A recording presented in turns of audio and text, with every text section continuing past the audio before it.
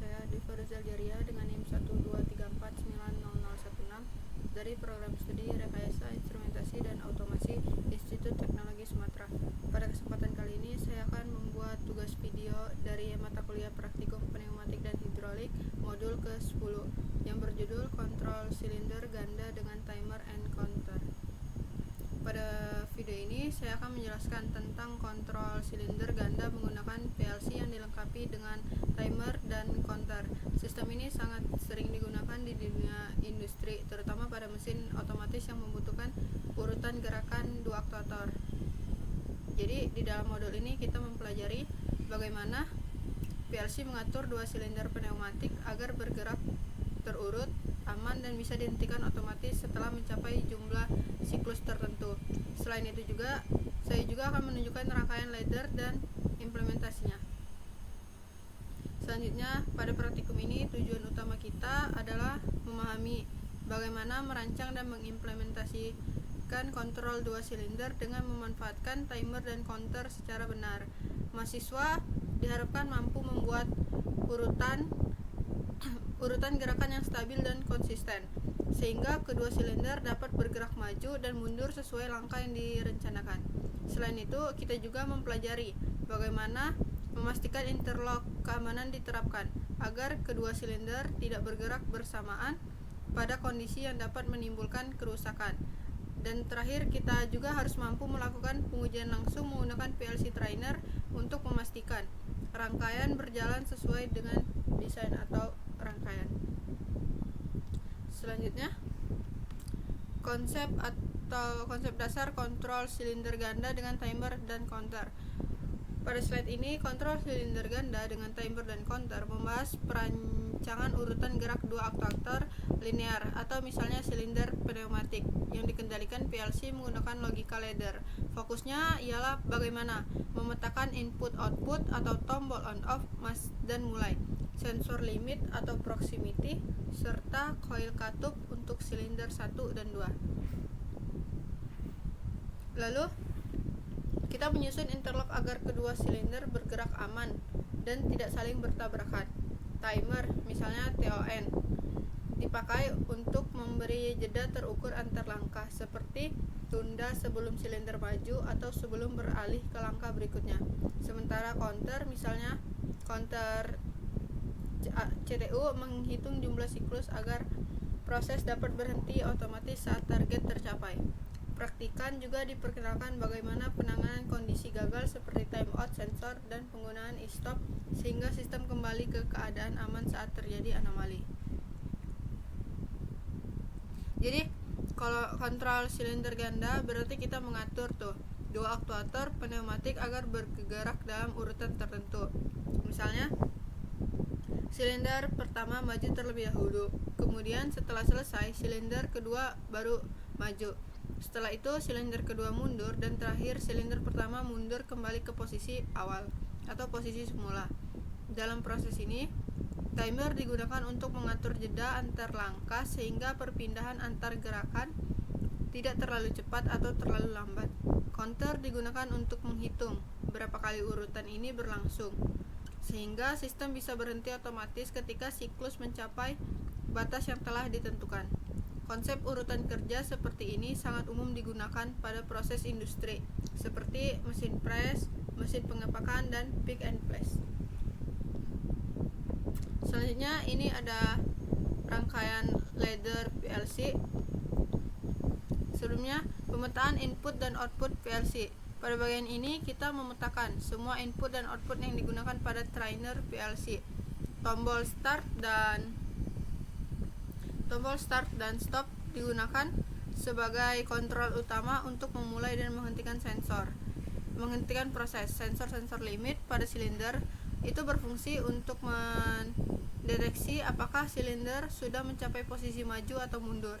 Sementara itu, output PLC digunakan untuk mengaktifkan solenoid valve yang mengatur arah gerakan silinder. Pemetaan input-output ini sangat penting karena dari sinilah kita dapat menyusun logika ladder secara tepat. Jika pemetaan salah, maka urutan gerakan tidak akan berjalan sesuai yang direncanakan. Lalu saya ingin menjelaskan ladder PLC dari perangnya. Jadi rang pertama start, stop and holding circuit.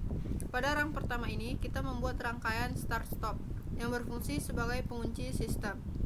Jadi ketika tombol start atau on ditekan, koil internal M0 akan menyala sehingga sistem dinyatakan aktif. Koil ini akan tetap aktif meskipun tombol start sudah dilepas karena rangkaiannya memiliki holding. Sedangkan tombol stop digunakan untuk memastikan seluruh operasi. Holding circuit seperti ini sangat penting agar sistem bisa terus berjalan otomatis tanpa harus menekan tombol start terus-menerus. Selanjutnya yaitu rang 2 timer S1 maju atau T1. Pada rang kedua, timer T1 digunakan untuk memberikan jeda sebelum silinder 1 mulai bergerak maju. Timer ini hanya bekerja ketika sistem aktif dan ketika silinder pertama masih berada posisi mundur. Dengan adanya timer ini, kita dapat mengatur waktu tunda, misalnya 2 detik sebelum silinder bergerak. Timer seperti ini berguna ketika kita ingin memastikan kondisi tertentu sudah stabil sebelum memulai gerakan. Lalu pada output S1 maju, setelah timer T1 selesai, output untuk menggerakkan silinder 1 maju akan menyala. Pada momen ini, solenoid valve yang mengatur arah udara ke silinder akan aktif sehingga silinder bergerak menuju posisi maju. Gerakan ini hanya berhenti ketika sensor limit atau S1 itu maju mendeteksi bahwa silinder telah mencapai di titik akhir. Rang ini penting karena merupakan langkah pembuka bagi seluruh urutan gerakan silinder lainnya. Baik, selanjutnya pada timer S2 maju atau T2, rang berikutnya mengatur timer untuk silinder 2. Timer T2 baru bekerja ketika silinder 1 sudah mencapai posisi maju. Timer ini memberikan jeda sebelum silinder kedua bergerak, sehingga kedua silinder tidak bergerak secara bersamaan. Prinsip ini sangat penting untuk menghindari benturan atau ketidaksinkronan antara kedua aktuator. Lalu pada rang selanjutnya, output S2 maju. Ketika timer T2 selesai, output untuk menggerakkan silinder 2 maju akan menyala, sama seperti silinder pertama tadi. Silinder kedua juga akan bergerak sampai mencapai sensor limit posisi maju. Urutan ini memastikan bahwa kedua silinder bergerak sesuai jalurnya dan tidak saling mengganggu. Selanjutnya, S2 mundur. Rang berikutnya ini mengatur agar silinder 2 kembali mundur setelah selesai bergerak maju. Silinder 2 ini mundur ketika sensor posisi maju menyala. Pada fase ini, PLC akan mengalirkan sinyal ke solenoid yang mengatur arah mundur sehingga silinder kembali ke posisi awalnya. Rang ini memastikan bahwa urutan gerakan tetap teratur. Selanjutnya, S1 mundur. Setelah silinder 2 benar-benar mundur, barulah silinder pertama diizinkan untuk mundur. Ini adalah bagian penting dari interlock, yaitu untuk mencegah S1 mundur terlalu cepat yang bisa menyebabkan gangguan pada mekanisme. Posisi akhir ini sekaligus menandai bahwa satu siklus penuh telah selesai. Selanjutnya, pada counter siklus counter ini akan bekerja ketika silinder pertama kembali ke posisi mundur. Setiap kali siklus selesai, counter akan bertambah 1. Bila counter mencapai nilai preset, misalnya 10 siklus, maka sistem akan berhenti otomatis. Dengan memastikan koil M0, counter ini sangat berguna pada proses industri yang memerlukan perhitungan siklus seperti stamping, pengepakan, atau testing. Selanjutnya, reset counter. Terakhir, kita memiliki tombol reset yang digunakan untuk mengembalikan nilai counter ke 0. Tombol ini digunakan sebelum memulai proses baru atau jika terjadi error yang membutuhkan reset pada sistem perhitungan. Selanjutnya, interlock keamanannya. Pada sistem ini, interlock itu diterapkan untuk memastikan setiap silinder hanya bergerak sebelum S1 hanya bergerak pada waktunya. Misalnya, S2 itu tidak boleh maju sebelum S1 selesai maju. S1 juga tidak boleh mundur ketika S2 masih bergerak. Interlock ini menjamin bahwa setiap langkah berjalan secara aman, stabil, dan sesuai urutan tanpa kemungkinan tabrakan atau kerusakan komponen. Lalu pada bagian demonstrasi, kita melihat bagaimana seluruh rangkaian ladder bekerja pada trainer PLC. Kita mulai dari penekanan tombol start, mengamati silinder pertama maju setelah jeda timer, kemudian silinder kedua mengikuti. Setelah itu keduanya mundur kembali secara bergantian. Kita juga bisa melihat counter bertambah setiap kali satu siklus selesai. Demonstrasi ini memperlihatkan bagaimana dari ladder benar-benar diterapkan secara nyata pada perangkat pneumatik. Baiklah, kita akan menyusun atau merangkainya. Ladder PLC ini kita buka GX programmer, klik file, new, kita pilih di sini device type-nya JP1L, sini kita device name-nya modul 10. Ini network type-nya kita pakai USB, lalu oke.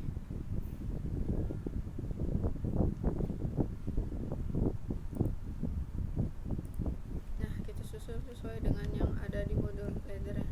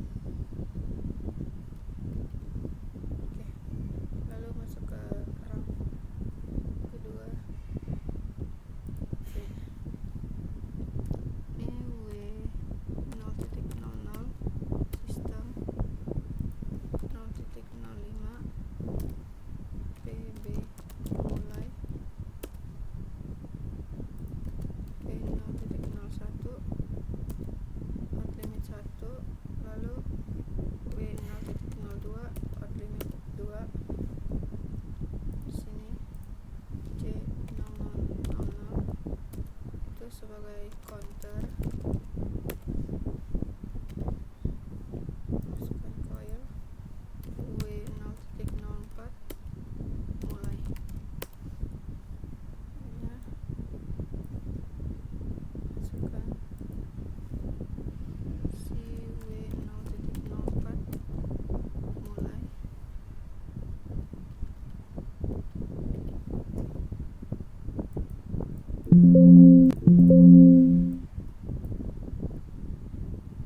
Oke, di sini kita namain ini PB mulai. Oke, selanjutnya kita masuk ke sini sensor. Kita buat 0.02 limit 1.